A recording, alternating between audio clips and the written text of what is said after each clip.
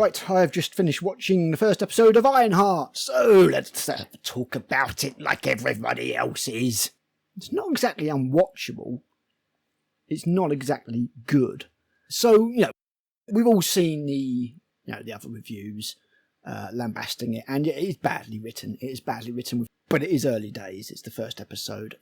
Let's start on it. I mean, one of the main problems is that this character is just not, for somebody who's meant to be picking up Tony Stark's legacy and being the new Iron Man, I mean, she is not off to a good start. Just to let you know, there's going to be full spoilers throughout this because you don't care. You don't really want to watch this. I don't think anybody's going to watch this. It's been sat in the doldrums for 6 years while Marvel wondered if they could get away with possibly not releasing it, and contractually or whatever they had to get it out. So, fair enough, I suppose. So it starts off, Riri Williams basically has been selling completed coursework and exams to students, because she's a genius, don't you know, and basically getting them to cheat and getting them to pay her. She gets busted and she gets kicked out of MIT. Now, apparently she's been doing all of this to pay to be able to build the Ironheart suit at MIT despite having a grant. So rather than paying for more money, like through the grant, to be able to build her Ironheart suit, she's been making money through immoral means by helping people to cheat. I mean, like, she's the only person who can build an Iron Man suit. Do you not think that she'd be able to get some money in the other way? Like, so I'm literally able to build another Iron Man suit. Do you not think there's any kind of application that somebody would want to do that? So the whole premise is bollocks from the start. From what I understand in the comics, she actually steals Tony's tech, which makes more sense, and then works on it from there. But obviously in this, they can't have her doing that. She can't take power from a white man or rely on a white man for power or tech. She has to be independent and fierce and build something iconic. So she's been using this extra money to get technology at MIT to build the suit, and they haven't wondered where all this money's been coming from. They haven't been like, our grant's going an awful long way, isn't it? You're doing very well. So the whole thing is kind of stupid from that perspective, but she's built an Ironheart suit, basically. So when she gets kicked out from MIT, completely fairly, because, she has been, it's not just MIT, but it's schools all over the district. She's basically been cheating by giving students completed coursework and helping them through for money. So, yeah, fuck you, Riri. You're out of MIT. So she's gone and she takes umbrage at that. And she takes the Iron Man suit, or the Ironheart suit, in a completely stupid sequence. She's just walking through the lab, and bits of the suit are attaching to her as she's walking through, and nobody's noticing. She's not being escorted out of MIT. She's just allowed to just walk through the lab, picking up bits of suit. By the time security notice, it's too late. She's got the full suit, and she blasts off. And then as she's flying through the air, MIT somehow take control of it back, and the suit starts to fall apart on her, and she falls to the floor with just a little bit of the suit left.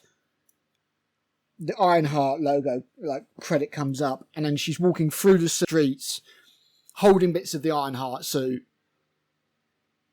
with other bits attached to her. So it's already stupid as fuck. She walks through, the ghetto districts or whatever. Is quite proud of saying on the shops, black owned. I guess that's a thing. I don't know. Some kid says, oh, you're drawing attention to yourself. I'll help you carry the suit bits. So they put it on his little trolley that he's got that's full of stuff. But she's still wearing bits of the suit, so she's not exactly not drawing attention to herself now. The writers are fucking morons. So she goes back home. The boy helps her carry this stuff, whatever. She goes back home, and her mum already knows that she's been kicked out of MIT because apparently she's been bribing a janitor to keep an eye on her, because presumably this guy's black, because, the guy comes in, I hear black people. Hey, black people? Black people won't do anything if it's not for money. Like, they wouldn't just do her a favour and say, yeah, man, I'll keep an eye on your girl. No problem. It's cool. Yeah. Whatever. So, yeah, she says, she got booted out of MIT. And now she's not going to be able to, live up to her dream because she needs resources and she needs money.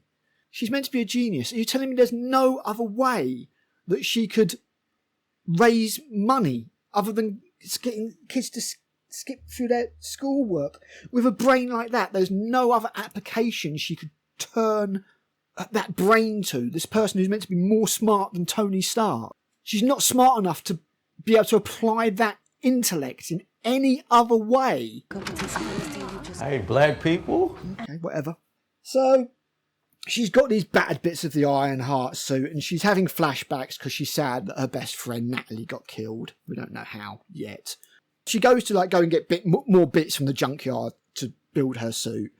And she can't pay, so she's about to ask the very, very stereotypical junk store yard owner if she can have credit, which she doesn't do. And then some dude comes along and goes, oh no, I'll pay you these big bills, saves her the embarrassment kind of thing.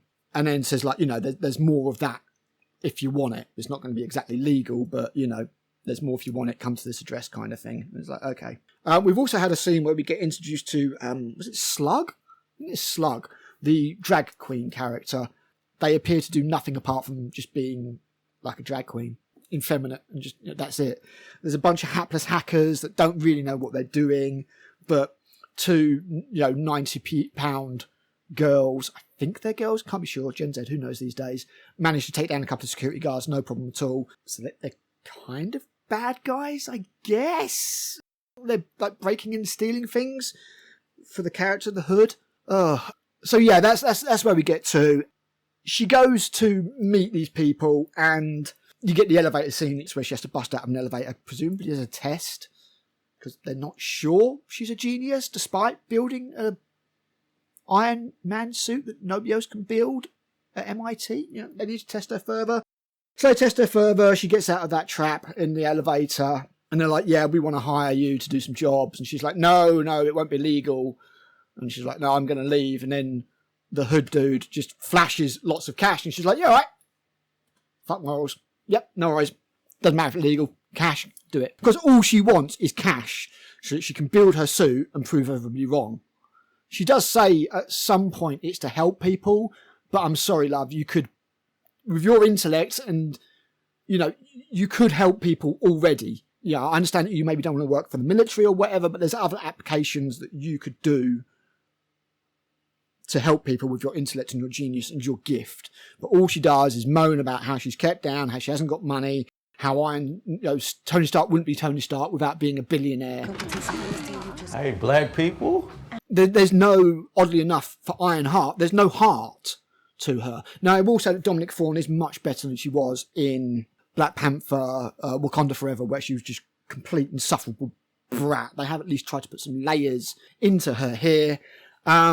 So she accepts the job, goes home with a load of money and starts working on her Iron Man suit, and somehow is able to machine parts and all that kind of stuff with very rudimentary tech. Like, I know we get Tony Stark built this in a cave from scraps, but it looked like it. It looked like crap, and it was only the arc reactor that he managed to make by using very rudimentary techniques like a forge and, that kind of stuff, that he was able to do that and, make this new element and everything. And here she's just she's got bits of steel and she's just somehow machining them, but it doesn't make any sense that she's able to build what she builds. And I've not even got the software bit yet. So when she was flying earlier in the MIT thing, there was this little, remember Clippy? You remember the stupid paperclip from Word? It used to pop up and go, oh, I'll help you. She's got that kind of a thing. It's like a pencil, and it's like an MIT AI thing that she's asking for directions. So she needs to build a new AI because the MIT software in it has locked her out because she's been expelled. Oh God.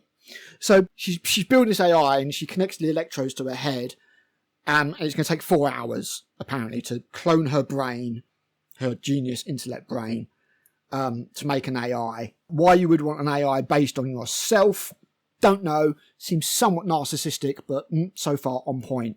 But what actually happens is she falls asleep thinking of Natalie, who was presumably killed with her father in the garage in a drive-by shooting, from what I can tell. So she falls asleep thinking about Natalie, wakes up, and the AI is a fully formed holographic version of Natalie, who is immediately infuriating. I guess it's a good thing that she didn't fall asleep and have a sex dream, because Christ knows what the AI would look like. Hey, black people. And that's where it ends. Now, obviously, the bad stuff is bad. There are some hideous writing problems here. And one of the first ones, the main ones really, apart from anything that, narrative-wise, is that although Dominic Thorne is doing better than she did, Riri Williams is just completely unlikable, completely unidentifiable. And from the reviews that I've seen, that doesn't really change. Now, I will say that there is just enough intrigue here for me to maybe check out the second episode and just see where it's going. But first impressions do count, and the first impression here is not good.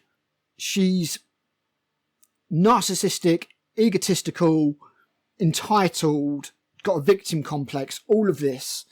And she's just not very likeable. But I would say that obviously when we first meet Tony Stark, for example, he is, roughly the same, just with money. Obviously he's a womanizer, all that kind of thing. He hasn't had his moment. He hasn't learned anything. He hasn't, had his life-changing event where he'll get blown up by one of his own weapons, leading him to go on his journey and his brilliant character arc, where finally, as Captain America Steve Rogers says, you wouldn't be, you're not the kind of person to lie down on the wire and take the hit. And Tony Stark says, I'd find a way of cutting the wire. And in the end, he can't find a way of cutting the wire. And he has to be the person who makes the sacrifice. Brilliant character arc. I'm not seeing any chance for that here at all with Riri Williams. But I am kind of intrigued. You've got this Hood character. And although they're kind of the only people that have been presented as the antagonist to Riri Williams' protagonist, we know that there's more coming. We know that there is an actual bad guy coming. We know that the Hood's not going to be this bad guy. He's just a hoodlum that we don't know a lot about. So will I watch episode 2? Yeah, maybe. Like, you don't have to put a lot of attention to this. Watch this while playing RoboCop Rogue City. Full disclaimer. And I didn't miss a damn thing. It's pretty slow and boring. There's not a lot to absorb. It wasn't a tax on my attention at all. It's not completely unwatchable, but it's not good in any way. This is the first Marvel series that I've watched since Hawkeye? So I haven't got much of a frame of reference, but it's pretty bad. It is pretty bad, I've got to say. Not a lot to, say going for it, but we're only 40 minutes in, 37 minutes before credits. So, yeah, not a lot to go on. So, yeah, this is just a ramble. This isn't a scripted thing. This is not as dry on this one, as Blue would say. It's not worth writing a script for. It's just worth giving my thoughts, chucking it onto YouTube and just seeing if anybody cares to listen. Will I watch the next one? Maybe. There you go. That's already more suspense than the entire episode of this offered. But there is just enough here, I think, to maybe warrant watching episode 2 and seeing where we go. So I'll catch you guys with another video soon. And thanks for watching. I have been Critical. Bye. Hey, black people.